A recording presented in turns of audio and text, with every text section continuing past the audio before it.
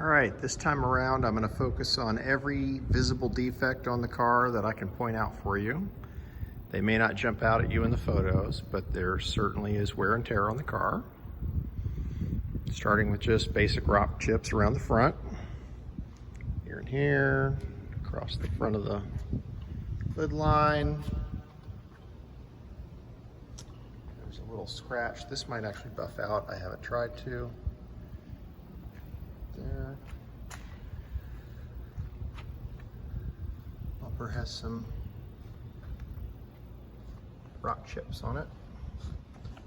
Crack in the reflector. Crack in this reflector. This whole bezel doesn't fit quite like the other side. You might be able to just adjust that. However, I suspect it has some broken tabs. The air dam has got quite a bit of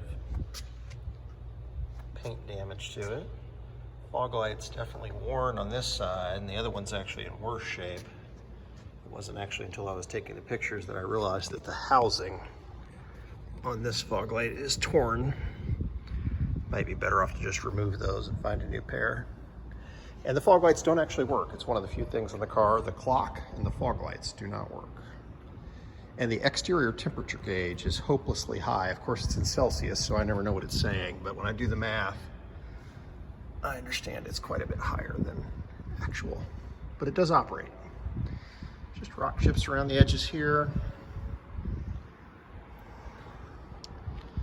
A little chipping around the windshield, or probably from bad masking when it was repainted, I'm not sure. This mirror's got a very strange texture to it. Looks way worse in a close-up than it does in reality, of course. You don't really notice it unless you look closely. Various little rock chips, wear marks. Car was restored or repainted in 2003, so 17 years ago. A little scratch in the glass there. Chips on the trim.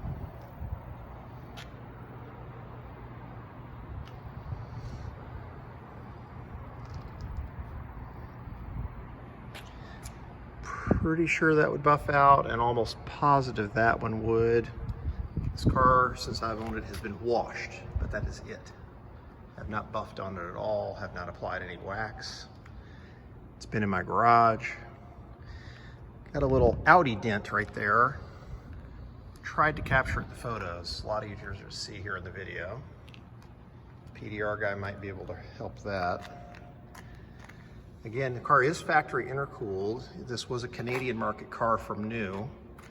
Hence, someone's going to have to correct me here, but I believe the US cars in '83 were not intercooled. It must be a Canadian thing, which I believe is also the case with the limited slip.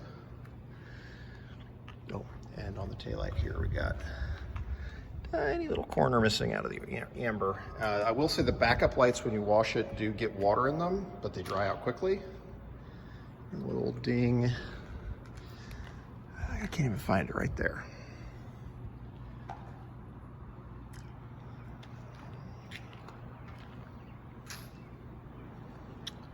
So looking through the receipts, this car was, we'll call it restored, that's what they call it, by a place called Hidden Treasure up in British Columbia, where the car's from, in 2003. They did rust repair on the rear quarters. Don't really know the extent of it, don't have any photos, just know what the receipt says, which you can see in the pictures. But everything back here is holding up well. Do have a little bit of rust here in the rocker. In the greater scheme of 240s, that's pretty minor. Another little spot right there. But again, it's solid, but there is some perforation going on there. Little dingies in the paint. A little scratch that's been touched up there. Little dings back here on the door edge. Getting the trim here. A little bit of paint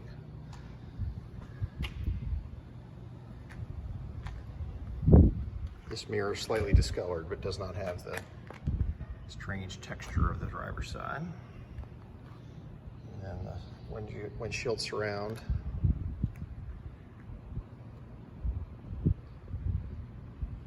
Overall though, the car is really slick. And again, I could nitpick most any car, but this one certainly has some nits to pick. So that's the outside. Move on to another video with the inside.